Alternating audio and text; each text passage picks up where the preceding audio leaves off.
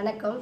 இன்றைக்கு ஆன்மீக குறிப்பு என்னன்னு பார்த்தீங்கன்னா, ஆகாச கருட கிழங்கு. ஸோ இது நிறைய பேருக்கு தெரியும், கிராமப்புறங்களில் உள்ளவங்களுக்கு தெரியும். சரி, தெரியாதவங்க தெரிஞ்சுக்கோங்க.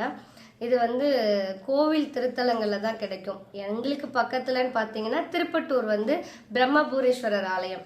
ஸோ இந்த கிழங்கு வியாபார ஸ்தலங்களில், வீடுகளில் அந்த மாதிரி கட்டிட்டு இருந்தா நம்மளுடைய கண் திருஷ்டிகள் எல்லாம் இது ஈர்த்துக்கும். இதுக்கு பாசிட்டிவ் எனர்ஜி நிறைய இருக்கு அப்படின்ற மாதிரி இதை நம்ம கட்டி தான் விடுறோம். இது நம்ம தண்ணியே விடுறது கிடையாது. பட் பாருங்களேன் எவ்வளோ சூப்பராக அழகாக முளைச்சிருக்குன்னு.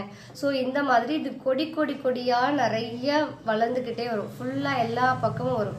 ஸோ இது இந்த மாதிரி வளர்கிற பட்சத்தில் நம்ம குடும்பத்துக்கு எந்த பிரச்சனையும் இல்லை, நல்லா இருக்கும் அப்படிங்கிறது சம்பிரதாயம். ஸோ இது எனக்கு வரவே இல்லை, முளைக்க மாட்டேங்குது, சுருங்கி போயிடுது அப்படின்னா அவ்வளோ திருஷ்டி இருக்குன்னு அர்த்தம். ஸோ அதனால எனக்கு இது கட்டுனா வரல அப்படின்னு நினைக்காதீங்க.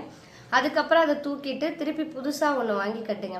சின்ன சைஸ்லேருந்து பெரிய சைஸ் வரைக்கும் இருக்குது. ஸோ இது கட்டுறது ரொம்ப பாசிட்டிவ் எனர்ஜி கொடுக்கும். இது வளர்றது குடும்பத்துக்கு நல்லது. இது வளர்கிற மாதிரி நம்மளுடைய குடும்பமும் வளரும் அப்படிங்கிறது நம்பிக்கை. ஸோ இதை தெரிஞ்சுக்கோங்க. இது ஆகாச கருடன். நன்றி. என்னுடைய சேனலை சப்ஸ்கிரைப் பண்ணுங்கள் ஃப்ரெண்ட்ஸ். ஷேர் பண்ணுங்கள், லைக் பண்ணுங்கள், கமெண்ட் பண்ணுங்கள். Thank you to all.